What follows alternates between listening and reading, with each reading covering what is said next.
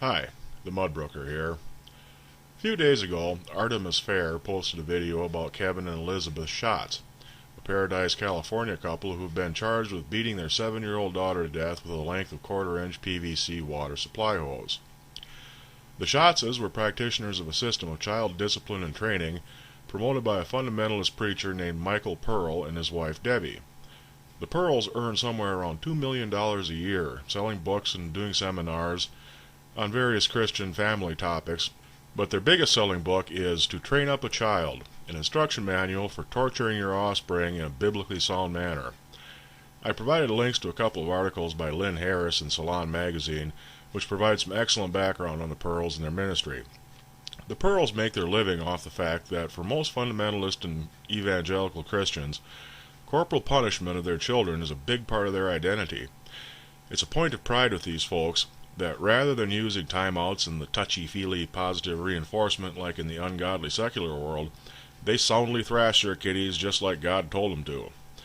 Providing an easy-to-read instruction manual with clear directions for the best way to torture your child, and with all the theological heavy lifting already done to justify it for you, has been a very lucrative business for the Pearls.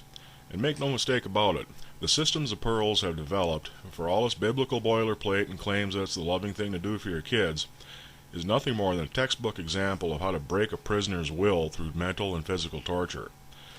The stated goal of the punishment is to get the child to voluntarily surrender his will. I've provided a link to the Pearls website.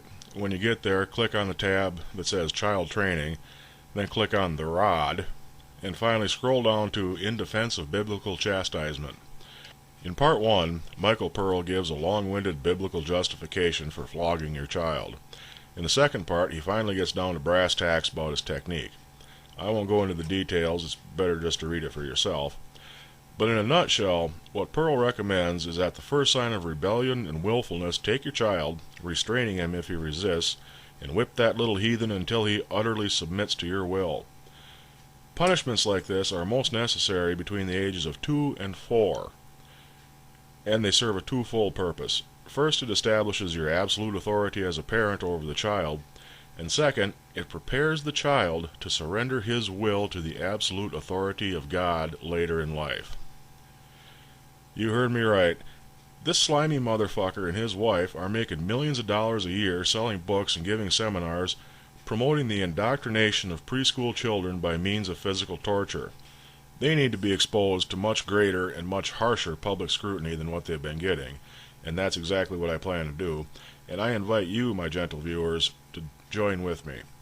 I propose we use what I'll call the Mel Brooks theory.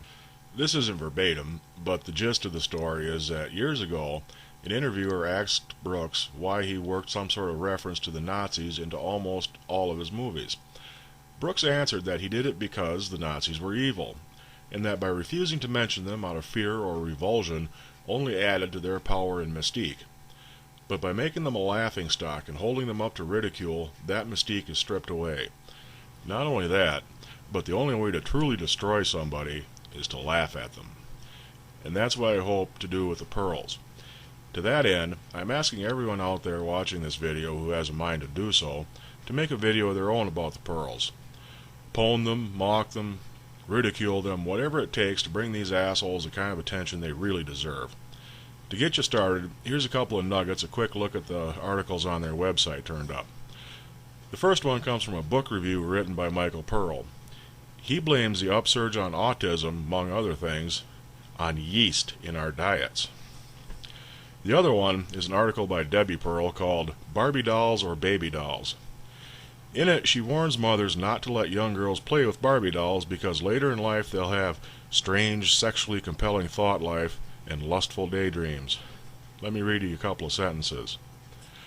Would you invite a 20-year-old over-endowed model to come into your daughter's room to be admired for her body and dress? Would you allow your daughter to help her dress?